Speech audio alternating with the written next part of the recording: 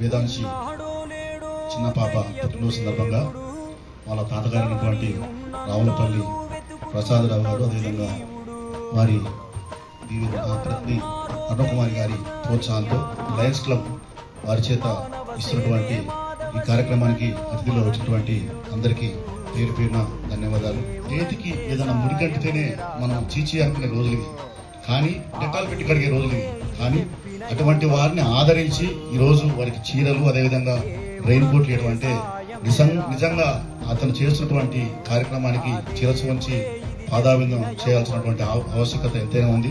చనిపోయిన కార్యక్రమం అనేది ప్రతి ఒక్కరు ఘనంగా జరగాలనుకుంటారు, కానీ అక్కడికి పోతానికి తీసుకోవడం డబ్బులు కూడా ఉండవు. కానీ అటువంటి తరుణంలో 16 లక్షలు 20 లక్షలు ఇచ్చి అత్యంత ఘనంగా ప్రతి ఒక్క వారిని అక్కడ తీసుకోవడానికి మంచి వెహికల్, అదేవిధంగా నేరేడుచర్ల, గరడేపల్లి, పాలకీడు 3 మండలాలకు కూడా ఫ్రీజర్ బాక్సులు ఇవ్వడం అనేది చాలా గర్వించదగ్గ విషయం.